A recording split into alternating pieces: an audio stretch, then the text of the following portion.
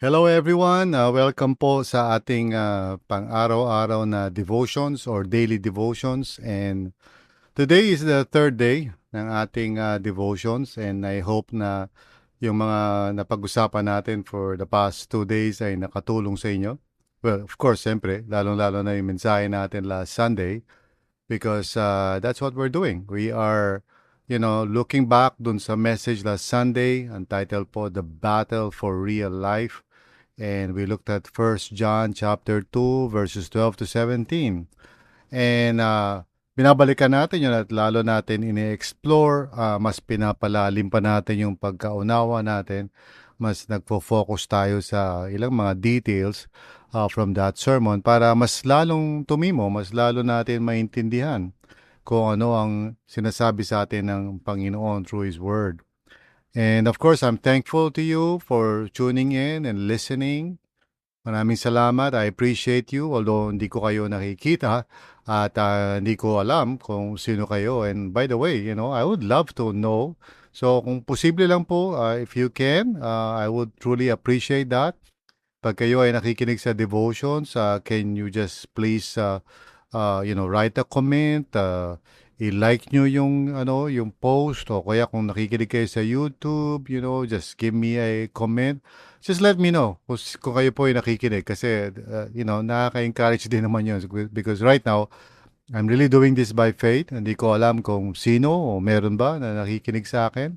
Of course, I'm trusting na meron that you are listening. But I may not know you. I may not know kung kayo po ba ay natutulungan itong ating ginagawa na ito. So, please, if you can,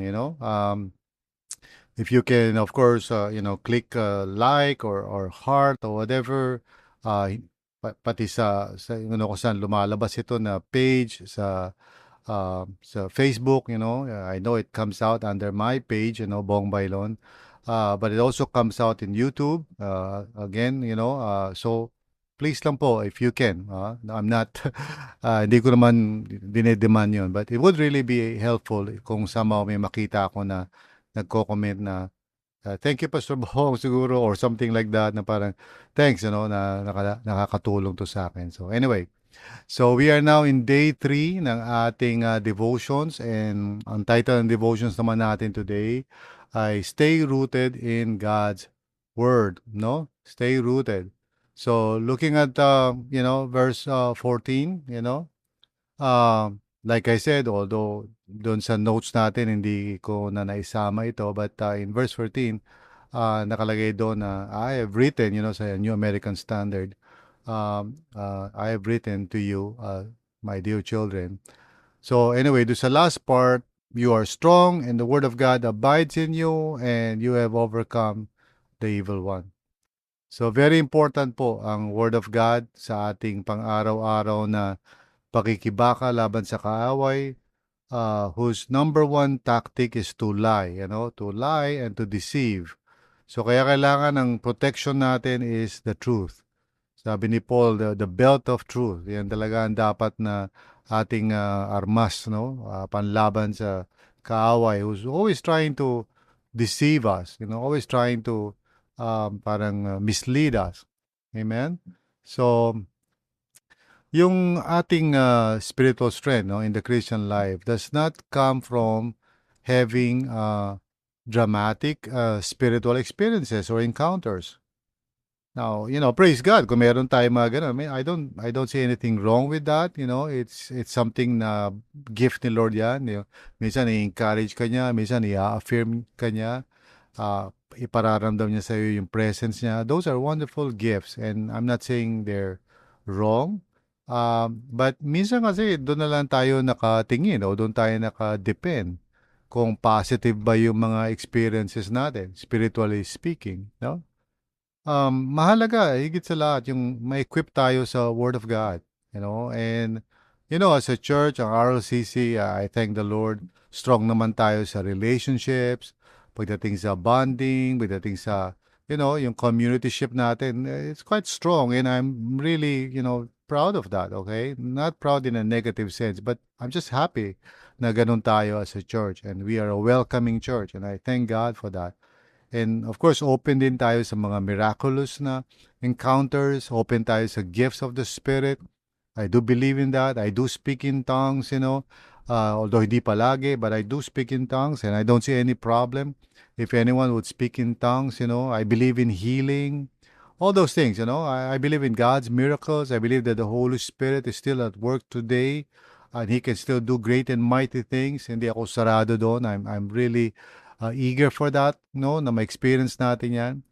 But our relationship with the Lord ay hindi dapat nakasalalay lamang sa mga experiences even though, we all want that, no? Gusto natin yun. But please, let us grow in God's Word, God's truth, Doon tayo dapat maging malakas sa Word of God, no?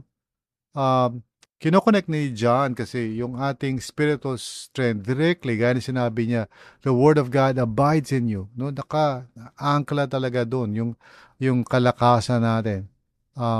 The truth will set us free. The truth will enable us, to recognize yung lies ng kaaway. My prayer talaga sa atin as a church is that we will become, hindi lang readers of God's Word, but kundi students of God's Word, nag-aaral tayo. Kaya nga, ang dami nating mga courses na ino-offer ko sa inyo. You go to our app, marami tayong mga courses, both new as well as old. Meron tayong mga old courses na nagawa ko na before, na nasa app natin. I also have new courses dun sa Learning Hub. You can all avail of that and really, magkaroon kayo ng motivation for self-study or group study. Okay? Look for somebody siguro to partner with para may accountability kayo. So that's my desire po talaga para sa atin. And if you are not from RLCC, I hope na, by the grace of God, ay meron din kayong access. Of course, kung wala man mga courses dyan na pwede pag-aralan, the Bible naman, siyempre talaga, yan ang pinaka-main source ng ating pagkakilala sa Panginoon, Scripture is God-breathed, and is useful for teaching, for correcting, ganyan. And so therefore, kailangan natin ang Word of God sa buhay natin. If you are listening to me right now, please, if you have been neglecting the Word of God, don't allow that to continue. Stop, just repent, go back to the Word of God, makinig po kayo, magkaroon kayo ng plano sa buhay nyo. May mga apps naman, may mga available naman like, the Bible app o Bible Gateway. I'm personally using yung Pause app, saka yung Lectio 360. Daily Bread is good. So, hindi naman tayo, what do you call this? Hindi naman tayo kulang sa mga tools eh. Yung lang talaga yung realization lang natin na kapag wala tayong pag hindi tayo aware dito, pag kulang tayo sa knowledge of the Word of God, madali tayong malinlang ng kaaway. The enemy does not attack by telling us obvious falsehoods, but rather he uses deception, Iba kasi yung falsehood di ba? Pag sinabi sa isang bagay na hindi naman totoo, halata naman, kita mo agad 'yun. But the way the enemy tries to, mislead us is by giving us half-truths, Yung truth na may halong deception o kasinungalingan, no? Remember when Jesus was tempted in the desert, ganun ginawa ni Satan, He was telling the truth pero half-truth kasi meron pang, di ba? Sabi nga niya doon kay Jesus, di ba? I mean, if you're the Son of God, throw yourself, di ba? Tumalon ka because the angels will carry you, no? Nakalagay naman sa scripture yan, And Jesus knew the word of God. So sabi niya kay Satan, no way, Di totoo yan. Do not put the Lord your God to the test. So, the enemy is appealing madalas sa emotions natin o yung mga desires natin na unprocessed o yung mga false assumptions natin. And without a mind that is sharp, filled with the Word of God, if the Word of God does not dwell richly in our hearts, talagang susceptible tayo sa deception ng kaaway. Madali tayong ma-mislead. Okay? And, I'm always telling everybody, lalo na yung staff, grow in the Word of God, mag-aral ng theology, mag-aral ng hermeneutics, the right way to interpret Scripture. Kasi pag tayo po ay tamad pagdating sa Word of God, tayo po yung magsasuffer diyan. Madali tayong ma-deceive, madali tayong madala ng mga emosyon lang natin, you know, or kaya yung nakikita ng mata natin, we might think na yun na yung totoo rather than, the truth of God's Word. So, pag wala kang pera, o isipin mo, well, paano na yan? Kawawa na ako. So, you will try to strive and, work hard. Pero the Bible says that, that the Lord is your helper and that He will provide for all your needs. Yun ang totoo di ba? So, we need our minds and our hearts talaga to be formed and shaped by the Word of God, the truth of Scripture, so that we can believe His truth and, trust His truth.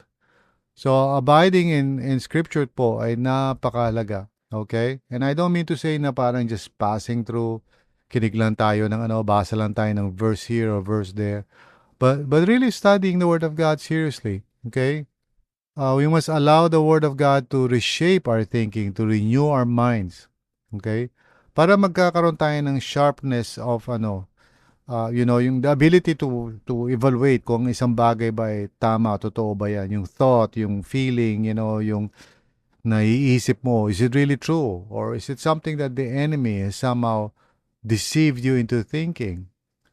Nakakalungkot kasi ang daming kulto ngayon, and daming false beliefs ngayon.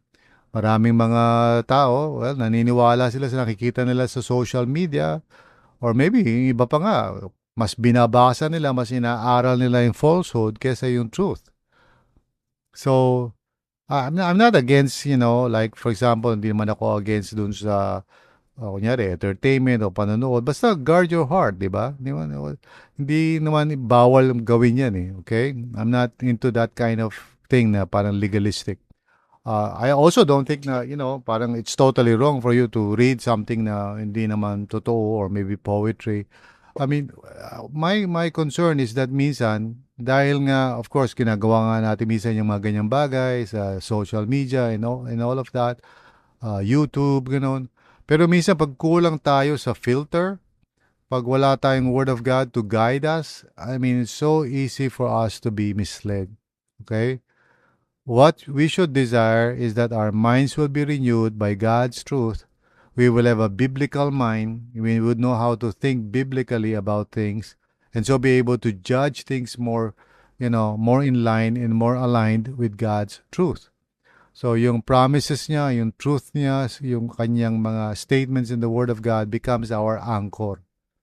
So that's how we become strong. Okay? So, yeah, I'm not saying na hindi ka pwede magkaroon ng mga feelings. Pero, feelings cannot dictate kasi, or change the truth. Okay? And I follow that. I mean, I believe that. Kasi minsan, of course, may mga over naman na nagsasabi na, huwag mo nang pansinin yung feelings mo, basta truth lang. Well, your feelings are also part of that. So we need to, of course, respect our feelings because sometimes God speaks to us through our feelings.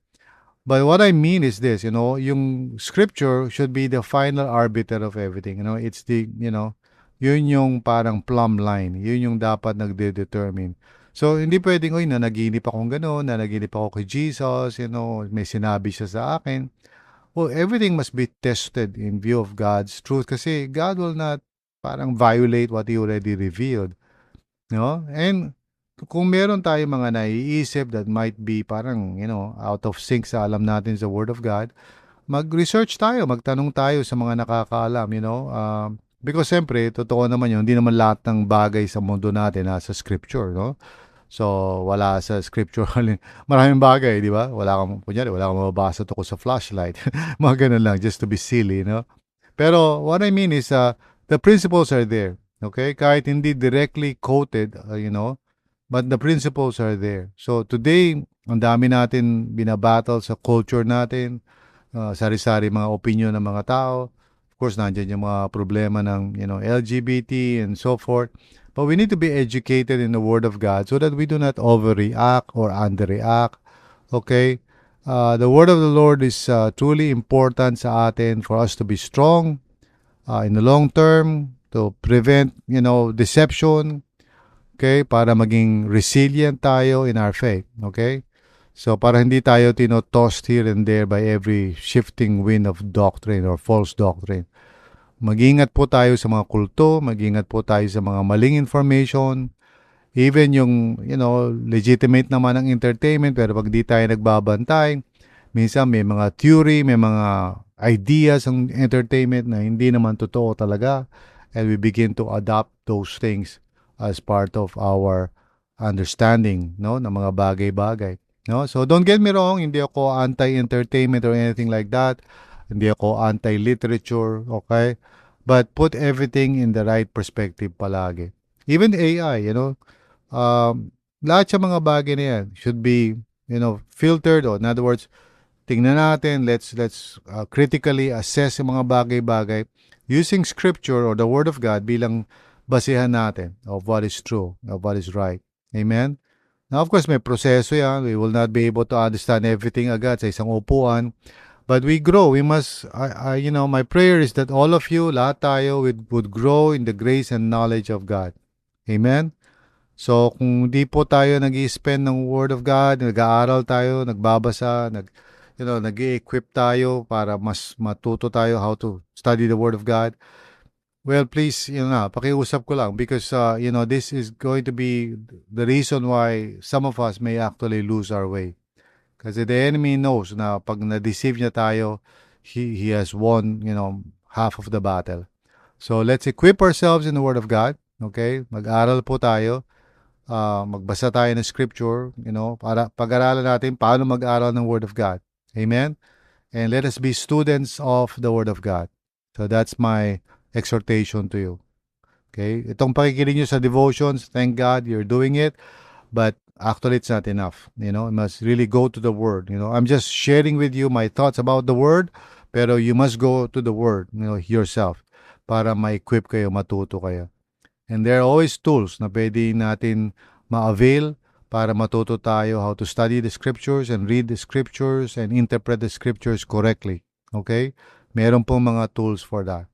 And I'll tell you more about it in the future. But for now, tayo po ay manalangin. Okay? Let's pray and just thank God for the Word of God. At humingi tayo ng tulong sa Kanya to be really devoted in studying His Word. So, let's all pray. Father, thank you, Lord, na binigay mo sa amin ang Word of God, the Bible, the Scriptures. Tulungan niyo po kami na ma-overcome namin yung katabaran o yung feeling na parang, hindi kami interested. Please develop in us a hunger for your Word. Develop in us, Panginoon, a thirst for your Word para talagang we would grow in the Word of God. Para matuto kami, maging strong kami in our faith because our faith is based not on experiences alone, but on the truth of God's Word. So, please help us, Lord. We commit to you itong mga bagay na to. We surrender all these things and help us, Panginoon, each and every day na mag-grow kami in our love for the Scriptures and help us to become students of God's Word. Thank you, Lord. It is in Jesus' name we pray. Amen. Amen. Well, once again, salamat po. Thank you for listening to me. And again, pakiusap lang po. If you can, please leave a comment or something.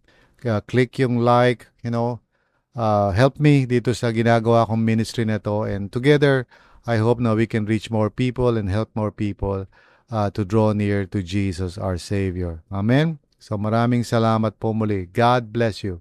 Amen.